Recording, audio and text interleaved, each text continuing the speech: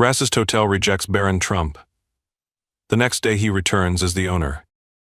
Barron Trump stood at the grand entrance of the luxurious hotel, his calm eyes scanning the opulent marble floors and golden chandeliers. The air was thick with judgment as the receptionist, a middle-aged man with a smug smirk, glanced at him from head to toe. "I'm sorry, but we don't have a room available," the man said, his tone laced with condescension. Barron, dressed in a simple hoodie and jeans, kept his composure. "Are you sure? I booked the presidential suite a week ago," he replied, his voice steady yet polite. The receptionist snorted, leaning forward as if to make his point clearer. "Sir, perhaps you'd be more comfortable at a place more suitable for you." The unspoken implication hung heavy in the air. At that moment, Barron's jaw tightened, but he didn't lash out. Instead, he gave a small, knowing smile. "All right. Thank you for your time," he said, turning away with a grace that left the receptionist slightly unsettled. Before we move further, if you're enjoying this intriguing story, make sure to subscribe to our channel for more twists and inspiring tales like this one. Barron walked out into the cold night, his mind replaying the subtle insult he'd just endured. He wasn't angry, he was focused. What the receptionist didn't know was that this wasn't just any hotel. It was part of a chain that his family had once quietly invested in. What Barron was about to do would not only teach a lesson but also change the lives of everyone working there. The next morning, the hotel staff buzzed with their usual routine, unaware of what was coming. The receptionist, still basking in his misplaced authority, barely glanced at the suited men who entered the lobby with an air of importance. Among them was Barron, now dressed sharply in a tailored navy suit. This time the receptionist's smile faltered. Something about the young man's presence felt different, commanding even. But before he could speak, one of the suited men approached him. "Please gather the staff. The new owner of this hotel has an important announcement." The receptionist's face turned pale as his eyes darted to Barron, who now stood confidently, watching the scene unfold. The quiet satisfaction in Barron's gaze was undeniable, but what he said next would leave everyone stunned. The hotel staff gathered in the grand lobby, their murmurs filling the air as they exchanged confused glances. The receptionist stood at the back, his face a mixture of embarrassment and fear. He couldn't believe it. How could the boy he had dismissed last night possibly be the new owner? Barron stepped forward, his expression calm yet commanding. The room fell silent as his voice echoed through the marble hall. "Good morning, everyone. As you've probably heard, I am the new owner of this establishment." A wave of disbelief swept through the crowd. The receptionist's jaw tightened, his confidence from the previous night now shattered. Barron continued, his tone measured and professional, but with an undeniable edge.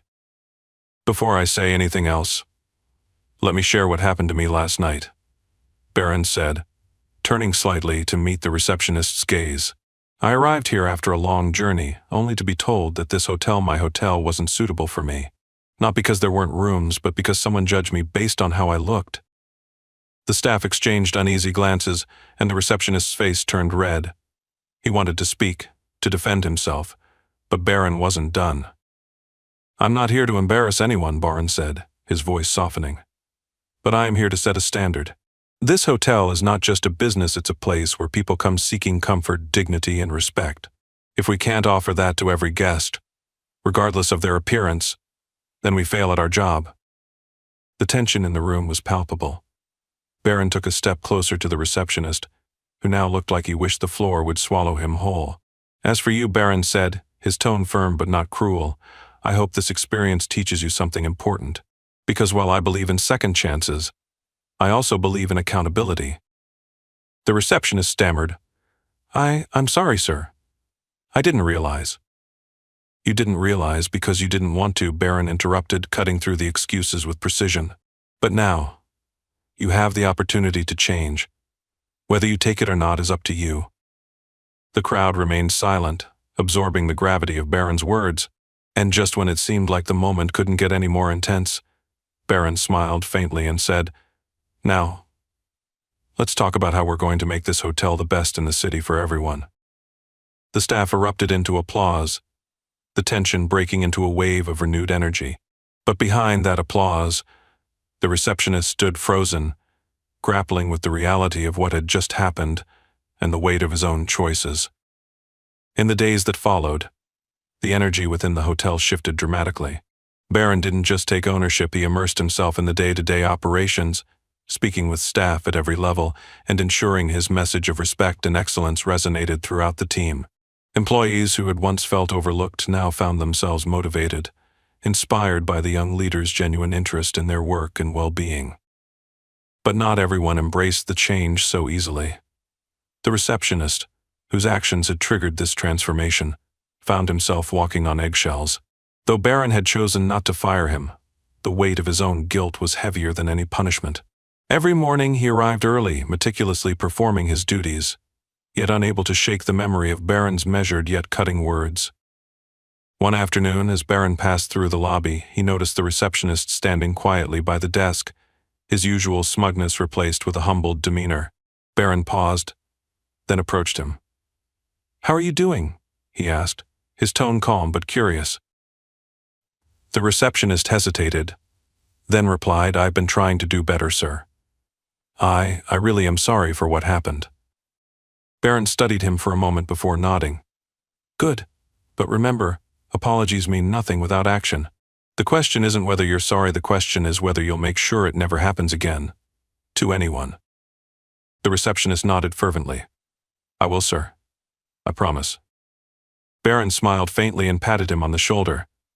"Then you're on the right track." While this personal exchange unfolded, something far bigger was brewing outside the walls of the hotel. News of Barron's story had started spreading, first through whispers and then through social media.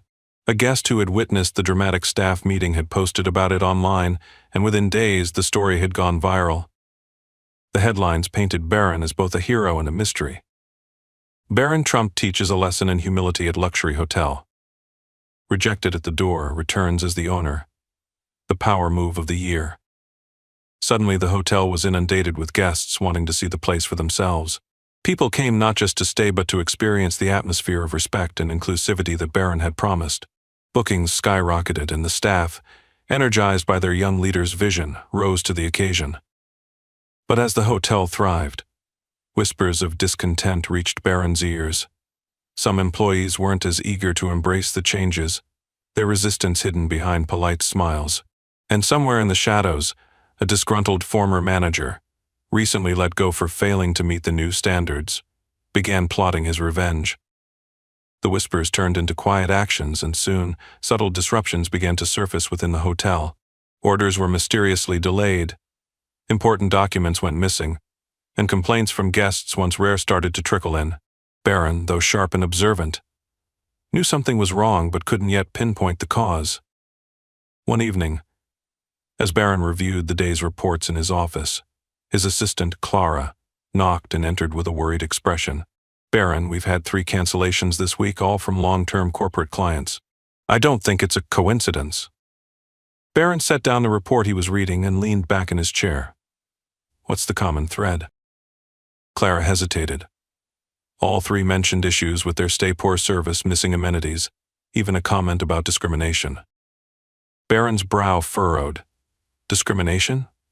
We've worked hard to eliminate that culture. Something's not adding up here." Clara nodded. "I thought the same. So, I reached out to one of the clients. Off the record, they hinted that someone from inside the hotel contacted them, warning them about a downward spiral in standards." The words hit Barron like a punch to the gut. Someone was sabotaging them. But who? That night, Barron couldn't sleep. He walked through the silent hallways of the hotel, the grand chandelier in the lobby casting long shadows on the polished floors. As he passed the reception desk, he noticed a piece of paper sticking out from behind a stack of folders. Curious, he picked it up. It was a guest complaint form, but the handwriting looked familiar.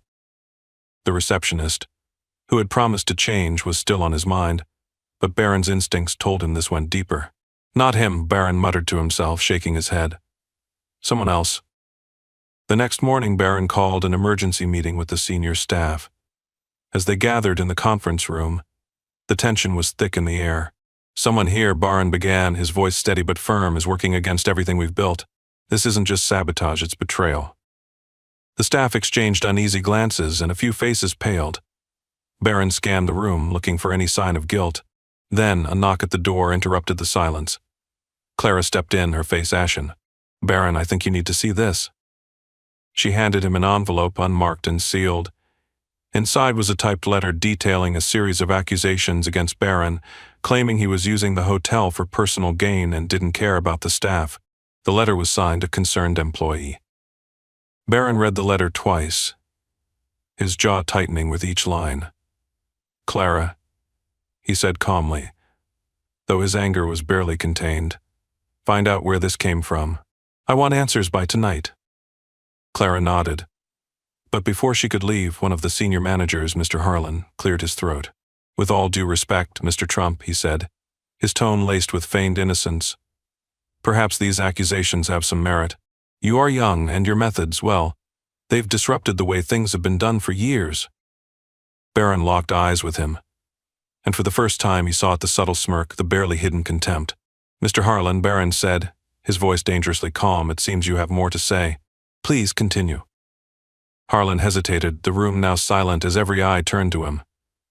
But before he could respond, Clara stepped forward. "Actually, Barron, I already traced the letter. It was sent from Mr. Harlan's office computer." Gasps filled the room as Harlan's face turned red. Barron's lips curved into a small, cold smile. "Thank you, Clara.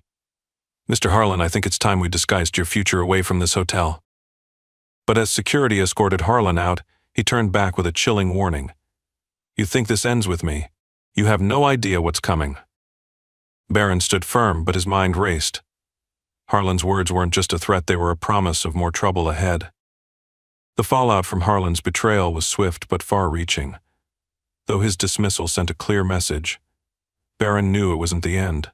The warning Harlan left behind echoed in his mind, a seed of doubt that refused to settle. What exactly had he meant by "you have no idea what's coming"? Determined to uncover the full extent of the conspiracy, Barron turned to Clara. She was his most trusted ally, a sharp and resourceful assistant who had proven her loyalty time and again. Together they devised a plan to root out anyone else who might be involved. "Clara, we need a controlled approach," Barron said as they sat in his office late that night. "If we push too hard, whoever is behind this will just dig deeper into the shadows." Clara nodded. "Agreed. I've already started cross-referencing employee records, monitoring communications, and reviewing internal complaints. Something or someone will surface." Over the next week, the tension in the hotel was palpable. Staff members whispered among themselves, wary of the recent shakeup. Meanwhile, Clara's investigation began to yield results. Patterns emerged: certain employees were suspiciously absent during key incidents, and others had unexplained financial transactions that hinted at bribes. Then, a breakthrough. Clara uncovered a series of encrypted emails sent from Harlan's account. After hours of decoding, the messages revealed a shocking connection. Harlan had been working with a rival hotel chain, leaking internal details and orchestrating the sabotage to drive Barron's business into the ground. But it didn't end there. The emails also hinted at a more personal vendetta.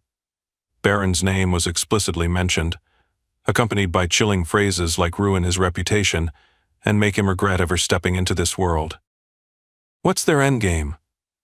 Barron asked Clara, frustration lacing his voice. "Is this just about business, or is there something deeper?" Clara hesitated before replying. "It feels personal, Barron. They're not just targeting you." As the pieces of the puzzle fell into place, Barron decided it was time to take control of the narrative. He called a press conference, inviting journalists from all major networks. Standing in front of the cameras, he spoke with unwavering conviction. "Over the past few weeks, my team and I have faced challenges that go beyond business competition," Barron began. "But let me make one thing clear: no amount of sabotage or deceit will shake our commitment to excellence and integrity." The speech was well received, and public support for Barron surged. But behind the scenes, the battle was far from over. The rival hotel chain, emboldened by Harlan's insider knowledge, launched a smear campaign, spreading rumors about Barron's capabilities and character. One night, as Barron sat alone in his office, his phone buzzed with an anonymous text. "You've won the first round, but the game isn't over. Walk away now or we'll escalate." Barron stared at the message, his jaw tightening. Whoever was behind this wasn't just playing dirty, they were relentless. And if they thought he would back down, they didn't know him at all. The next morning, Barron made a decision. "Clara," he said, his voice firm, "we're not just going to defend ourselves. We're going to fight back. Find out everything about this rival chain, their owners, their investors, their secrets. If they want a war, we'll give them one." The following weeks were a whirlwind of activity as Barron and Clara orchestrated their counteroffensive. This wasn't just about clearing his name or protecting the hotel, this was personal now. Whoever was behind the smear campaign had gone too far, and Barron was determined to bring them to light. Clara's deep dive into the rival hotel chain's operations revealed startling connections. The chain, known as Orion Lux, was a well-established competitor, but its recent aggressive expansion raised red flags. Clara discovered that its CEO, Victor Hale, had a history of using underhanded tactics to eliminate competition. And what's more, Hale had a direct link to someone in Barron's past, an old family rival. Victor Hale's mother used to work for the Trump family, Clara explained one evening as they pored over documents. She was dismissed after some questionable activities. "Seems like he's holding a grudge." Barron leaned back in his chair, absorbing the information. "So this isn't just business, it's revenge. He's using my name as a stepping stone to settle an old score." But Barron wasn't going to let Hale succeed.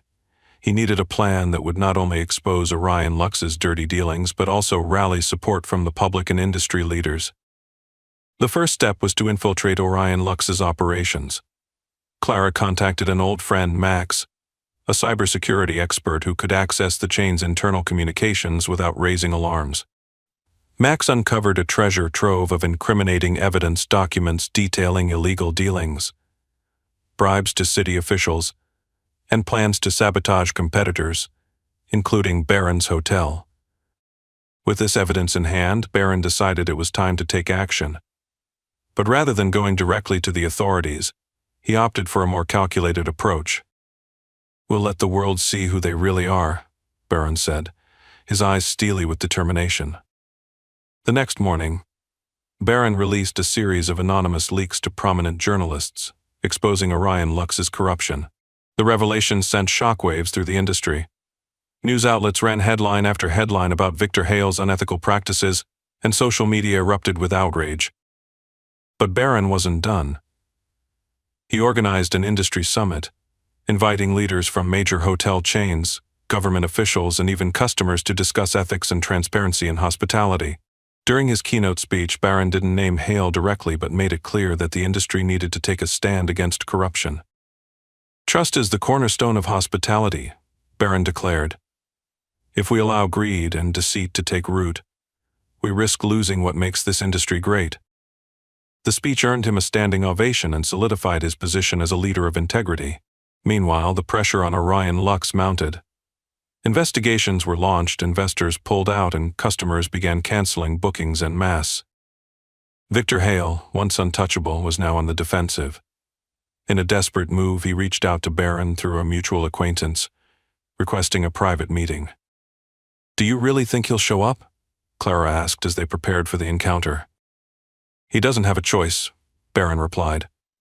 "But this time we play by my rules." That evening, Barron met Hale at a secluded restaurant. Hale looked nothing like the powerful CEO he once was, his confidence replaced by desperation. "You've made your point," Hale said, his voice strained. "But this has gone far enough. Let's negotiate." Barron leaned forward, his expression calm but unyielding. "You came after me, my reputation, and my team. This isn't just about business anymore. You crossed a line, and now you're facing the consequences." Hale tried to regain his composure. "Fine. What do you want?" Barron's response was immediate. "Accountability. You publicly admit to everything you've done, step down as CEO, and make restitution to every person and company you've wronged. Only then will I consider backing off." Hale hesitated, his pride warring with the reality of his situation, but in the end he had no choice. A week later, Hale held a press conference, confessing to his crimes and announcing his resignation. The industry took notice, and Barron's reputation soared. But more importantly, he had proven that integrity and resilience could triumph over deceit. As Barron stood in the lobby of his hotel, watching guests check in with smiles on their faces, he felt a deep sense of satisfaction. The fight had been long and grueling, but it was worth it. And as Clara approached with a knowing grin, he realized that this victory was just the beginning. "You know," she said, "you didn't just save this hotel, you set a standard for everyone else to follow." Barron smiled. "Sometimes the hardest battles are the ones that matter most. And this one was worth every second."